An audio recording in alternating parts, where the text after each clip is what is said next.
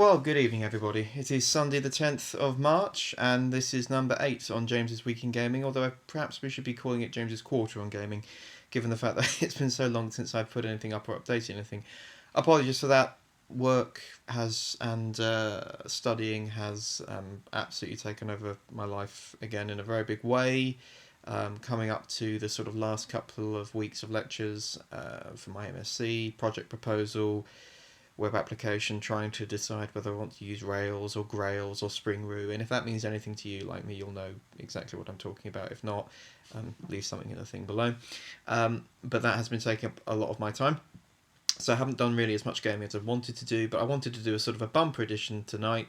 Maybe talk for 20-30 minutes on various things and just some thoughts on what's been happening the last couple of weeks. So, first thing I'm going to talk to you about, and yes, I am sitting on my bed, apologies.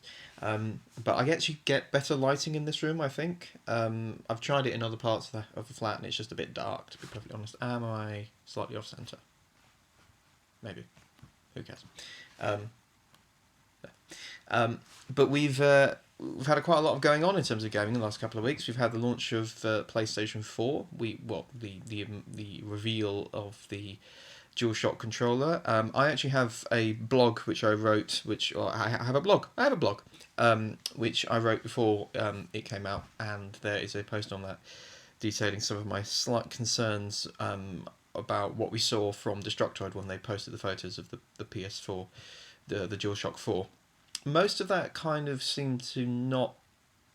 They didn't really discuss it that much. I mean, my view on sort of PlayStation Move, etc., is that I think that the reason they've included the Move functionality is to effectively enforce it on the install base, and I rather hope that we don't then get sort of stupid gimmicky stuff. There's a fantastic Jim Sterling Jimquisition video, if you're familiar with that, on Swipe, Touch, Wiggle, Move, and he does a far better and a far more sweary but very, very funny take on all this kind of stuff. But PS4 looks fantastic. Of all the stuff they showed, I'm really, really interested in Watch Dogs. I think Watch Dogs looks amazing. I am particularly interested also in Deep Down, which I think is probably Dragon's Dogma. I mean, DD. I reckon you'll probably find it's the next Dragon's Dogma game. I was a bit disappointed with the Squeenix, to be honest. I mean, they showed a demo video that they've been showing.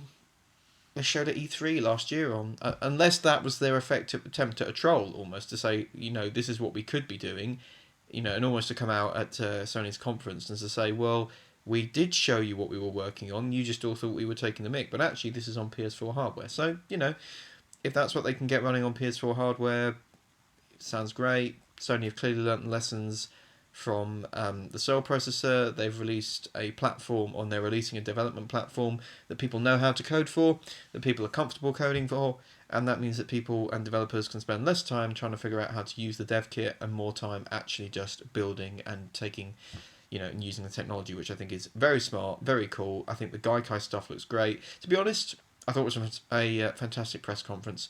I stayed up a bit too late to watch it. Here in the UK, it was on at it started about 11 o'clock and I watched until about 1 and did not have a great day at work the following day. Fine. But it looked good. I liked what I saw. I liked all the stuff they put forward. So yeah, it was really cool, and hopefully we'll see some more stuff. Moving on. Also been playing the only thing I've really been playing when I've had the time. Well, two things, but I'll come on to the other one in a second. Finally got all the Skyrim DLC. I love it. I've got all of it now. I've worked my way through Dragonborn, completed that. There is some serious magical stuff that you can get playing through the end, and particularly doing all the Black Book quests. You get some unbelievably powerful stuff if you're magically inclined, and I am. And my guy has, effectively after 6 or 7 hours of gameplay, dashing through the Dragonborn sort of main quest, my sort of mage is now beyond uber. It's fantastic. I love it. I love all the new powers I've got. I love all the new shouts. Dawnguard looks good. I've just woken up the woman from this weird crypty thing. The gargoyles came alive and attacked us. Wasn't expecting that. Looks good. So when I have time, I will play through that. And Half-Fire is actually slightly disappointing me, to be honest. I mean, the fact that you can only attach a you get choices where you can either have this or you can have this. You can either have a kitchen or an a library. Why can't you just have like a big what's it house that you can then go and internally divide and design? I mean, I've seen some from the dev kits, not dev kits, sorry, the sort of user generated content. There was one guy who'd engineered like a giant spiral staircase with a waterfall and like a little garden, and then there was all this sort of other stuff going on. It was amazing. I mean, you kind of feel like saying to Bethesda, with the greatest respect, lads, if someone, I can't remember what it was, but he kind of like created like a bridge, and there was like a sort of a random sort of spike of rock. Basically, it was like a Dracula kind of castle look, but almost like the College of Winterhold, but that being your entire house. And I just thought that was absolutely fantastic. I don't understand why they wouldn't just release that. I mean, if somebody produces some fantastic content, I see nothing wrong with the developer taking that off them, as it were, monetizing it, and paying the guy who built it a proportion of the profits and sharing it with everybody. I mean, that just makes sense to me. But anyway, really happy with new Skyrim. Love the fact that you now got all these new weapons. I've made the sort of icy armor, which I actually think looks a bit crap, to be fair, compared to the dragon. I mean, let's be fair, the best looking armor is always the Jamora armor. Daedric armor even, sorry. Full Daedric armor looks brilliant. But it's not as powerful as whatever this enchanted ice stuff is, or whatever that is. That's cool. But my companion now has got like a full enchanted set of heavy armor, legendary status, and has also now got an enchanted with burning soul capture spell, dragon bone sword. So I mean, she's pretty hard now. She's walked through people. Again, a lot of the changes that they introduced I do like. Like one of the things I got from the Hermias Mora was the idea that if your flame shout kills somebody, then a little sprite will come out and attack other people. That's been really useful. The most useful one to me actually has been the one where has been not having to expend any magicka for 30 seconds, because it means that I've bought, and being like a master on most levels of magic, I've now got a storm thrall, which is fantastic. So yeah, I love all the additions. But moving on, two things I was going to have a rant about. One thing I didn't buy, because I heard all the ruckus and I saw what was possibly coming, and I thought, you know what, that doesn't sound good to me. This is the SimCity situation in relation to DRM, which I have to say it's quite funny, because they were warned what would happen. We had Error 37, we had with Diablo. This always online DRM BS, which is nothing to do with saving and nothing to do with on like an online multiplayer experience for what is effectively a single player game. It's digital rights management. We all know that. It's there to combat piracy. It won't work because I'm quite sure that it's already been broken open by people who want to use it. I'm pretty sure if I were to go on Google now and search for discount or free SimCity 2013, I could find it. The only people who get punished by this are the paying consumer, and it's just terrible. And all this stuff about, we'll give you a free game, we'll do all this. Actually, do you know what, EA? Why don't you and Maxis just accept the fact that what people genuinely wanted was just the SimCity that they've always wanted, okay? You have a format that people have been playing for the best part of, must be at least 20 years. I mean, I don't know when the original SimCity came out, but SimCity 2000, I definitely played before the age of 10. So, it's at least 25 to 30-year-old series. And, to be fair, people don't really want new modes of gameplay. They just want better graphics and for it to look a bit sexy. That's all they want. They just want the same old approach, starting with a basic city, moving all the way up to our colleges. Do you want a military base? Do you want to, all this sort of stuff. That was one thought, actually. I could never, ever get the missile base. I even did, one of the things that you used to be able to get in SimCity was when you got to about 40,000, I think it was it 40,000? Something like that. You would have the army would say, hey, we'd like to put a military base somewhere near you. The disadvantage of that was it increased crime, I think. Was it crime? No, it's casinos. I can't remember what the army base did, but it is something that was, it was a positive and negative, like most things. But you got different army bases depending on where you were. So, for example, if you were, I think if you had like a lot, you could get a naval base or like an air base, or if you were really mountainous, you got a missile base. Now, I never got the missile base, and I created cities with mountains deliberately to try and get it, and I never got it. But nah. But going back to the current situation, there were. Bluntly, they need to re-engineer this. Well, here's the thing, right? If they engineer it so that you can play it offline, it blows this whole idea that you could only ever play it online and the whole thing was designed to be played online out of the water. If that's an option, it kind of shows that it was only ever about DRM. Because if you've built an architecture and a framework such that you can only play the game when it's online, you have to believe that that was been done in such a way from the ground up. Not something that was basically tacked on to enforce an anti-piracy control. If it can be removed that quickly, then it does suggest it was an anti-piracy control. But it's not just that. It's the fact that EA have effectively been going in and trying to, well, Maxis, whoever it is, have been going in and trying to alter people's games. I mean, the fact that they, for example, they took out achievements, they took out cheater speed, they've done all this kind of stuff, affecting the user's experience. For what is, from what I can see, a £50 or potentially $60, $70 product, this is not acceptable at all. EA, over the last year, have done some terrible things, frankly, when it comes to the way they design their games. Whether it's microtransactions in Dead Space 3, whether it's this, whether, this always online rubbish, which we've had to have. I just don't understand their ideas. I mean, if they want to move to a free-to-play model, make free-to-play games and charge people for them. We'll come to that in a second. But don't put free-to-play into a £60 to £70 game. You've already gouged the consumer. You don't have the right to do it again. But coming to free-to-play, one of the things, I never really played free-to-play. I have no interest in it. But one thing I have been playing recently on my iPad mini, I have an iPad mini, is the following. If I can get it up. Don't joke. Whoops. Is this little beauty. If it will load.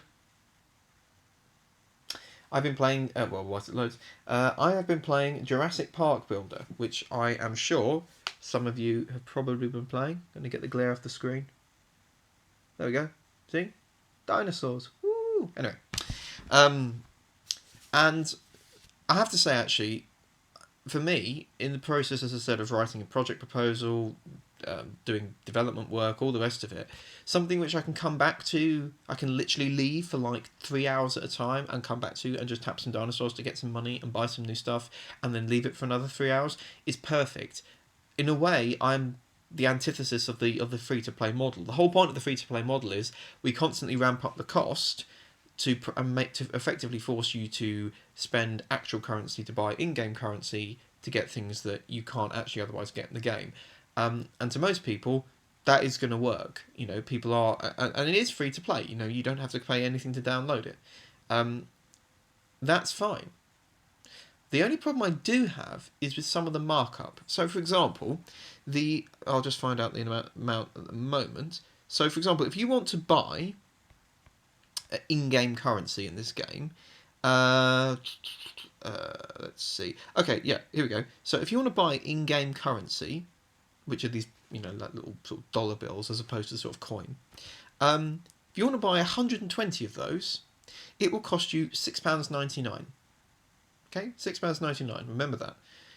If you want to get a Stegosaurus in your park, you can't actually get it through just sort of the normal means. You actually have to spend this kind of currency, and you do earn it. If every time you complete an objective, you'll get like 1 or 2. If you level up, you get 2. Okay, but to get a Stegosaurus, you need 240. Okay, there's no way you're going to get that only through sort of playing the game in a normal way. Now, if it's 240 and it's effectively £7 for 120, you are asking people to pay, £14 or £13.98 for a flipping electronic sprite. Are you mad? I mean, that is just utterly, utterly, utterly ridiculous. I don't mind the idea of maybe charging people, a couple of quid. Maybe £2 or £3. Do that, and I think you get much more. But you look at some of these, these offers, like I can't pronounce this one, Eurotranus, 119. Well, that's £6.99 for a flipping sprite. There's 38 in the game. Something like Pterodon is 45, which, to be fair, 45 you could probably earn. But Brontosaurus, 95. Again, I don't think you're going to have time to earn that many. I think you're probably going to have to pay for it. And again, you're going to have to spend a couple of quid. But Stegosaurus is 240. And I went online and had a look to see whether my thought was confirmed, to see whether T-Rex would be one of the ones that you had to pay for. Apparently you do. I have no doubt that's going to be even more. I reckon they're going to try and get you to pay something like 15 quid for a T-Rex. Now, if you consider that, and I know it's half price, but if you consider the fact that the Dragonborn DLC on PS3 was about £12 for 7 to 8 hours content, extra content, new spells, a new environment, new stories, all the rest of it, and you want me to pay, £14 more for a tiny little sprite which walks around a sort of, vector-defined area on a screen. Are you insane? Who the hell is going to pay that? And if somebody does pay that, shame on you.